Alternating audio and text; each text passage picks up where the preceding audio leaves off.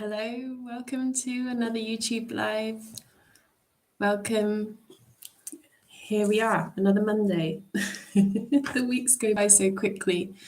So welcome, thank you so much for being here. Every Monday I'm here at 7 and it's your chance to ask questions about the mind, emotions, and all of that. I've been working in this field for 10 years and helping lots of people in terms of their anxiety and their relationship with themselves and falling back in love with themselves and life. So I do this through creative means. We do a lot of dance and creative arts with Creating Change, which is the program that I have. And it's a lot of fun. It's starting again March the 22nd. And yeah, there's different options there, online, in person, and this is something that it just brings me so much joy to teach. So today I wanted to talk a little bit about anxiety because this is something that is such a huge topic, and I've talked about it in some previous videos as well. I've got a podcast episode on it as well. It's something I've talked about over the years, many times. Those of you who have been following my work for a while will know that this is something that I found very challenging myself, anxiety and panic attacks. This is something that I experienced on a weekly basis, and it was not fun. It was not fun. Those of you who have experienced panic attacks will understand that it can feel like a matter of life and death sometimes. It can feel like your whole world is collapsing and that you're going to die, you're going to collapse in the moment and everything's going to go wrong and this and that and the other, and the mind loves to create all these stories. That's the thing, that there's this internal dialogue that's just going in overdrive. And what happens with that, because the mind and body are connected, when you have that overdrive, then often what happens as a result of that is that you start breathing from the upper part of the chest and you start hyperventilating and you start feeling like you're out of breath, or that you are going to faint, or that you're sweaty, you've got sweaty palms, or even pains in the chest, or there can be many different symptoms. I mean, obviously, if there are specific symptoms that you are experiencing, if this is something that you experience, then please do seek a professional. It's important, and I need to say that, though a lot of the things that we experience are related to anxiety. They are. And this is something that's been on the increase in the last few years. There's been, well, since everything happened in 2020, there's been a huge increase. I mean, anxiety was already high anyway. And with modern day lifestyle, with the increase of technology and social media and all the comparisons and constant notifications and distractions that come with that, anxiety was something that was on the increase anyway. Though the last few years it's been especially high, and it's something that a lot of people have been navigating. A lot of people have been finding it incredibly difficult, and whether that's just like an ongoing sense of anxiety, whether that's chronic anxiety, or what people call chronic anxiety. I believe that everything's possible to shift and let go of. So I don't believe that anything is there, stuck there for forever. Whether that's panic attacks, whether that's whatever, fill in the blank. Overwhelm as well. There's a lot of people feeling completely overwhelmed and stressed. So all these things are related, and it's really important that we pay attention to what's going on within the mind. Like what stories are we creating? Like what's there within the mind? What are we telling ourselves? What are we telling ourselves? Like what about the situation, about ourselves, about others? one very common thing that was coming up a lot in one-on-one sessions with clients, that they would often say, like, the social anxiety was a big one that was coming quite a lot with clients in sessions, and they would say that they were really worried about what other people thought of them. Like, there'll be a lot of self-talk and stories within the mind about, oh, what do other people think? What do other people think? What will they say? What are they saying? Like, what are they thinking? There was a lot of focus on what the other person was thinking about them. And if we really break it down and really find out what's going on, like, most of the time when we think that people are thinking about us, they're not. They're thinking about themselves, or they're thinking about something else. Often there's this perspective that people have social anxiety or anxiety at some level, that we think that the whole world is looking and staring and thinking all these things about us, and they're not. They're not. They're focused on other things. It's just ourselves that are focused on that. So I've noticed that myself, and I've noticed that with clients. And it's just getting back to the stories, like, what stories are there, and what's the mind focused on.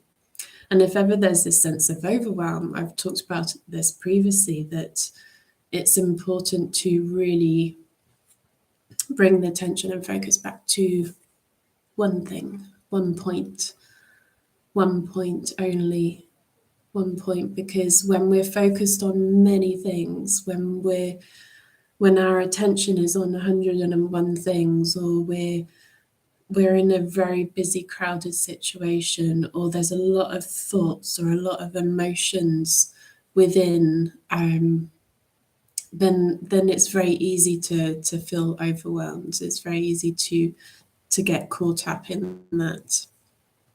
And when we bring our attention back to one thing, then that's what really helps. And this is why people always talk about coming back to the breath and slowing down the breath. Like, this is bringing the attention and focus back to one thing. So the breath is key. If there's any anxiety, any panic attack starting to build up, come back to the breath.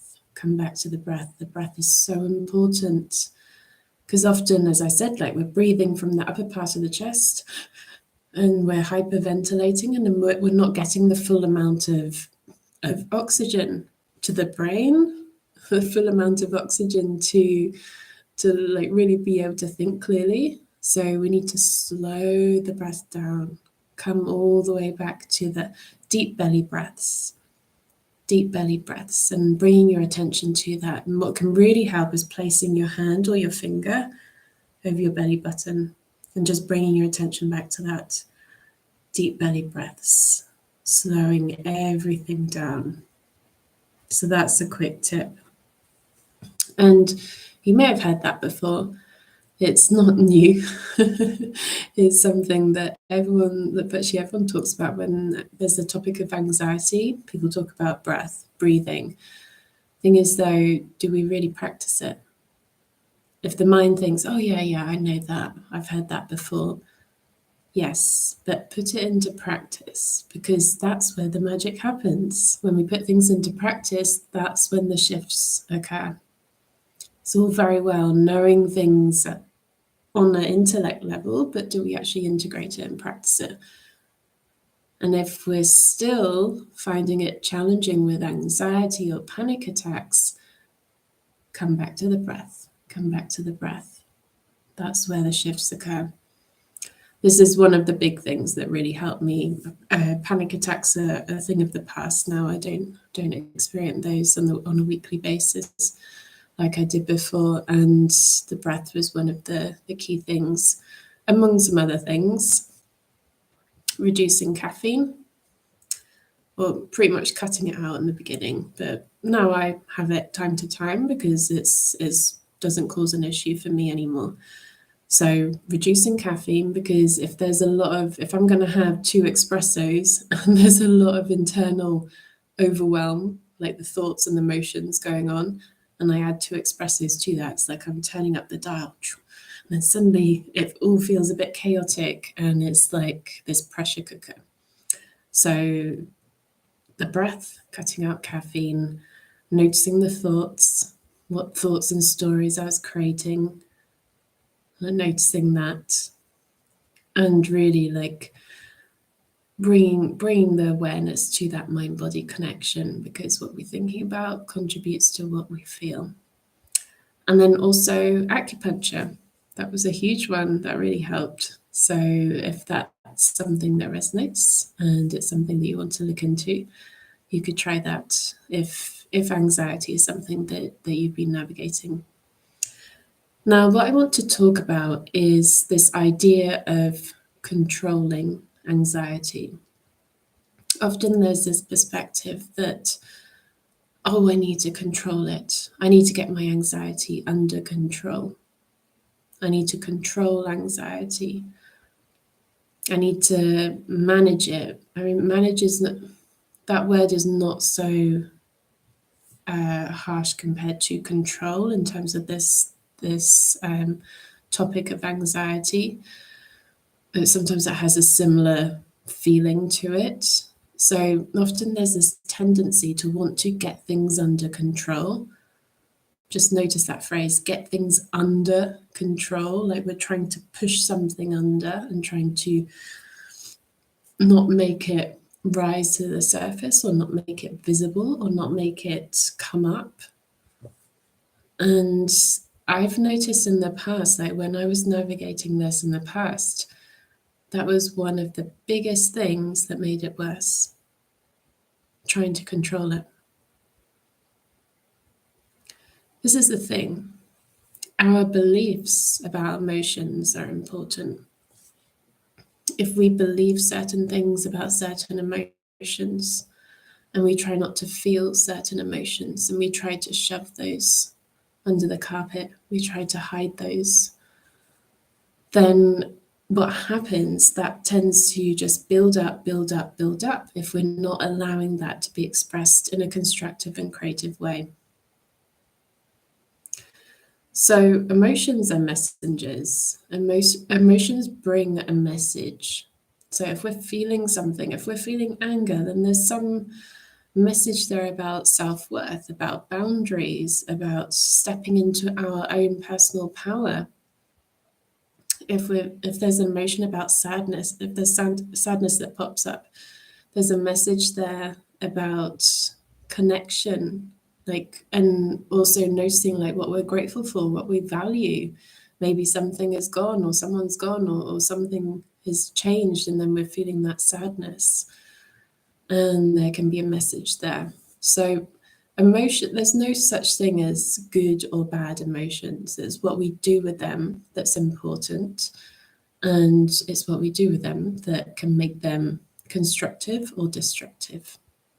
So that's the difference there. I don't believe that there's such thing as a bad emotion, because even anger expressed in the most constructive way can be wonderful.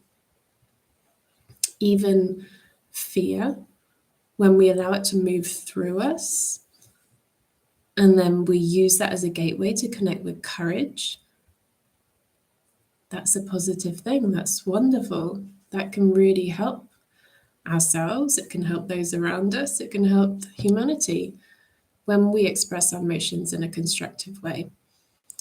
So often with anxiety, there can be these underlying worries or fears or doubts and all these emotions and stories and all these emotions attached to that.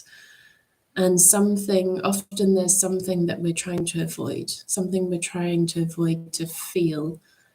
And either that's because of the beliefs we hold about those emotions, or whether we're into like people pleasing and we don't want to rock the boat or like cause a scene, or we don't want to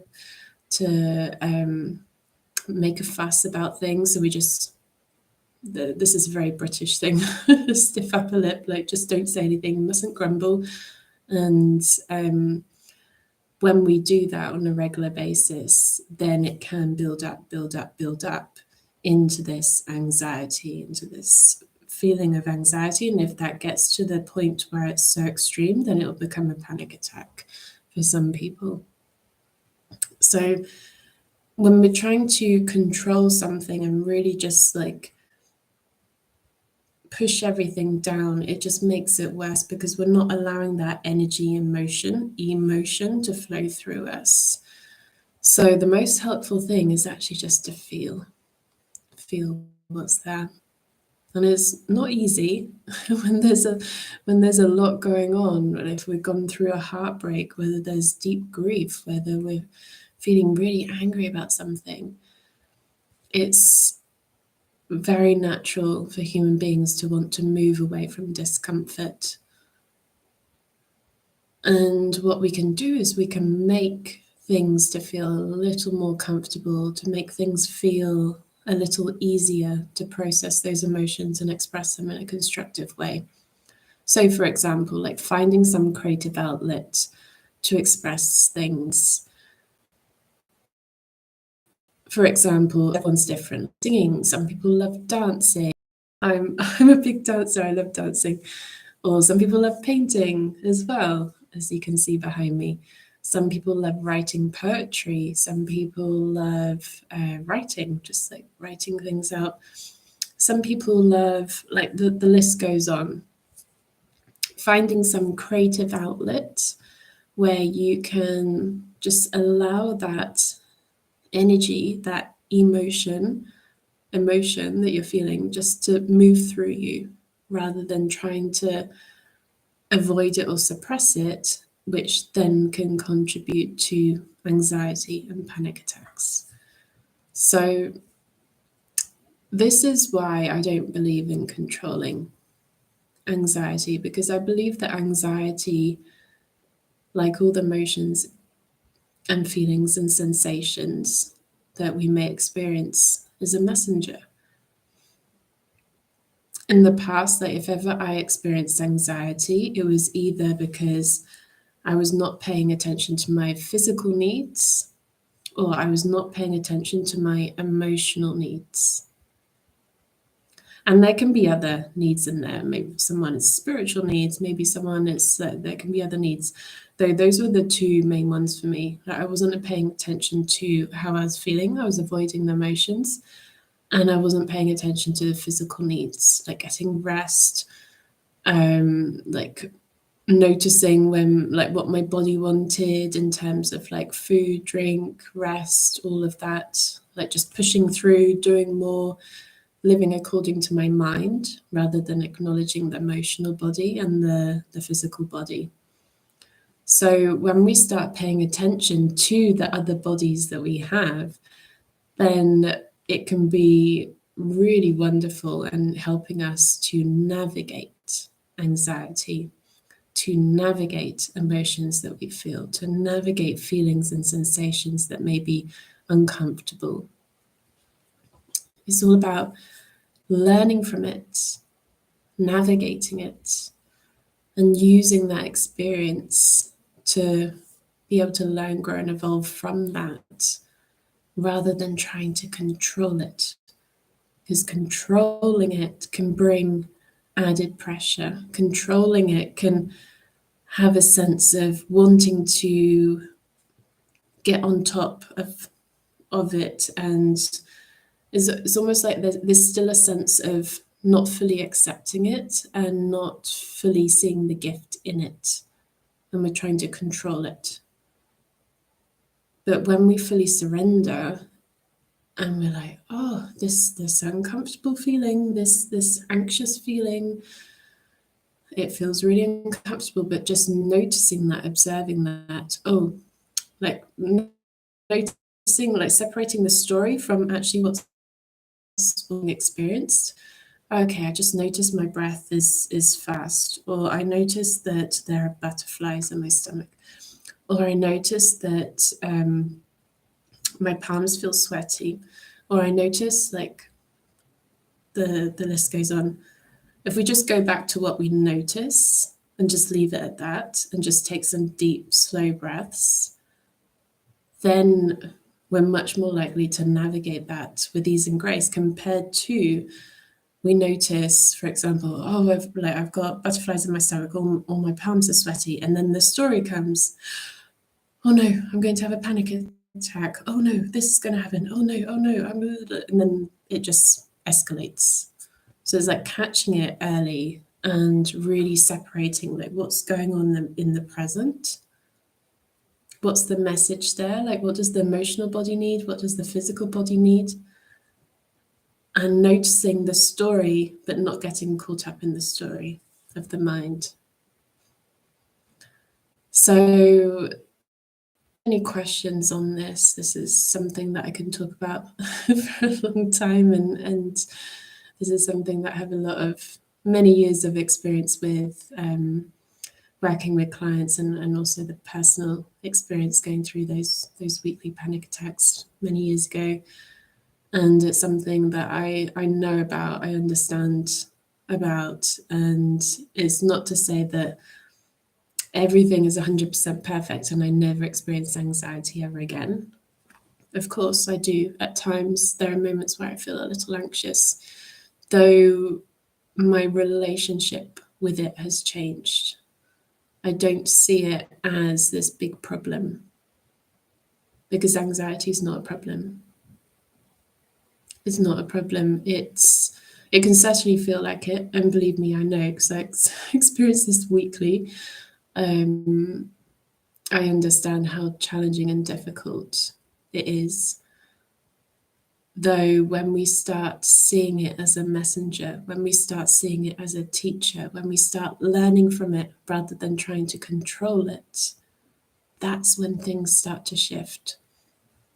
When we start surrendering into the feeling and the experience, that's when it just moves through us rather than getting trapped somewhere.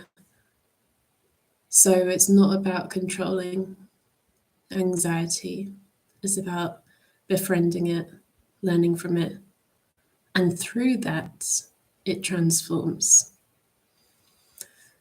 So back to the breath. The inhale, the exhale, back to the breath, slowing down the breath and bringing the focus back to one point. The breath. Like I said, there could be a hand on the belly button, like one point of focus. That can help with internal overwhelm. That can help with external overwhelm, like when we're in a really busy, crowded place. That can help when we're feeling stressed, anxious about things. That can help in the beginning stages. If we notice that perhaps a panic attack is coming. So all of these things can really help when we start putting it into practice. Just noticing like those stories and the mind-body connection, and just coming back to the breath. So I'll leave that there. And if you're interested in more, there's plenty more. I've got a podcast we're up to 35 episodes at the moment at the time of recording this. And there are many different episodes on there about emotions, about anxiety, about all sorts of topics. So that's available on all platforms everywhere. And so like Spotify, YouTube, Anchor, iTunes, all of that. You can find the podcast there, and I put the link in the description. You can also find it on my website, www.emmabradford.net. And if you'd like even more, coming up, I've got Creating Change. So Creating Change, March the 22nd starts. So at the time of recording this, March the 22nd, we start, and there's both online and in-person options available. So this is where we really dive in much deeper, and we dive into creative arts and dance, and really like deepening our awareness about ourselves, gaining insight into who we are, why we do what we do, how to create change. It's a real solid foundation in creating change and really falling back in love with ourselves and life, and we do so in a fun way. There's a lot of fun as a group, as a community. There's something really special about when people come together as a group and walk a journey together and support each other, it's so beautiful. So that's Creating Change that's coming up. And if you'd like a little taster, and if you're in Barcelona, I have a free workshop coming up March the 8th in Barcelona. Spaces are filling up, so if you're interested and you want to join, then reserve your place, because it's going to be an intimate workshop. It's not a massive room, and space is limited, so it's important to RSVP so you reserve your place, and also so I know how many materials and things to bring, because we are going to get creative as well. There'll be some creative arts, and we'll do some movement, some dance. So that's on March the 8th, and all the details are in the description.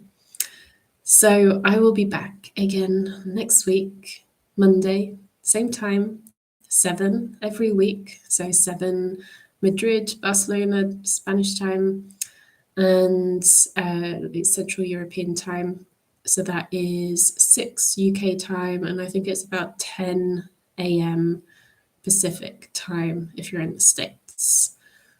So yes, here every week, and you can ask away if there are any questions, any specific topics that you want me to cover, anything that you have that you want to know about the mind, the emotions, about NLP, about creative arts for well-being, about negative self-talk, about self-criticism, self-acceptance, self-love, self-tenderness, all these topics. Just let me know. Put your comments in the comment section and I'll respond to that. So thank you so much for watching. Thank you for being you, and keep coming back to the breath. Much love.